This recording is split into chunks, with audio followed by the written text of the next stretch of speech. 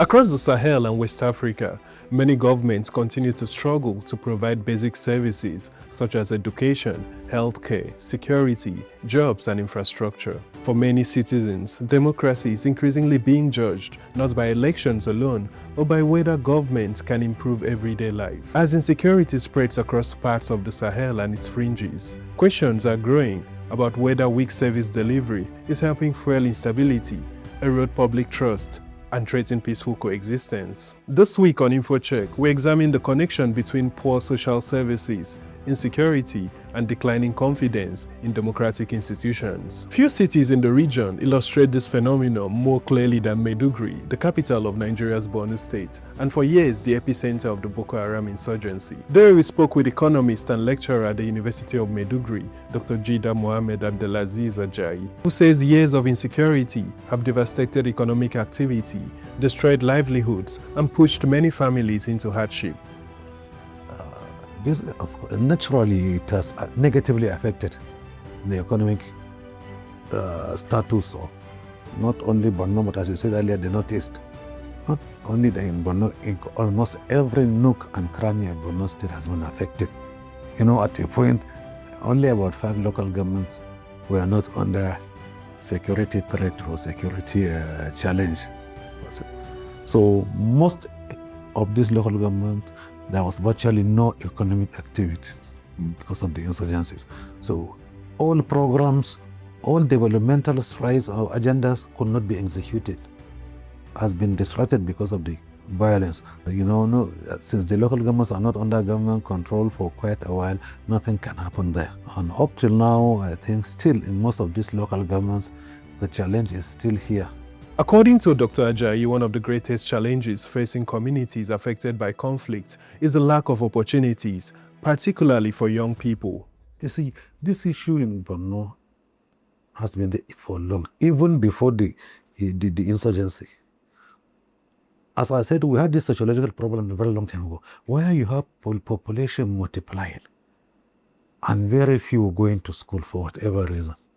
When you go deep into Maiduguri, go and see all the areas. Go and see the number of young people with no future plans for them by the authorities. You see, the essence of governance is to ensure the stability, sustainability, and development of all societies. Most importantly, the human resource component. But when you have youth that are idle, populations that are growing, you don't have plans for them. When governments struggle to deliver services and address insecurity, public frustration often extends beyond the executive branch to democratic institutions themselves. Former Senegalese parliamentarian Dr. Ibrahim Sani says many citizens have lost confidence in institutions they believe are failing to hold governments accountable and ensure public resources are used in the public interest. Parliamentarians tend to obey the executives, if not their parties, the party they belong to. And so it's not, they do not play their role. I was a parliamentarian in about, 15 years ago or whatever, just over that. And what happened at the time was very simple. We had 8 people who had never sat in a school. They couldn't read the law we were voting in. I know, for instance, an interesting example in Niger.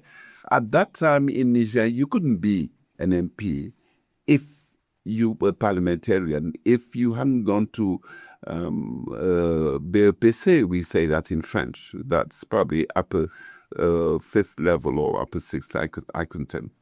So, but it's not the case in most African countries. You can go to parliament, get voted in, and yet, what do you say? I mean, you cannot read the laws you're voting on, and so you just vote because people tell you to vote. Simply, your party tells you to vote, or the government tells you to vote. Is that democracy? We need a critical mass of informed people on the issues that are being voted on. Do people read and try to understand the issues, what is at stake, I doubt that, I'm afraid. There's a lot of laziness around. I can testify to that. And people just don't look into those documents and what would be the consequences. They live the moment and they vote because they want the party to win. So I stay at the post where I am if the regime is still there. Experts argue that rebuilding trust requires more than promises or political rhetoric.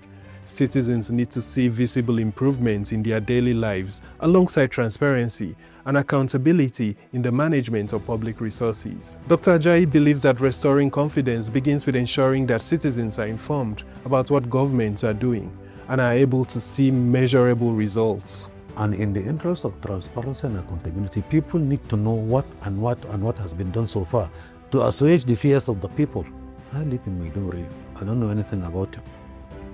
What more about somebody who is living on the outskirts of Maiduguri? So there should be information what is being done, and people need to see tangible things being done.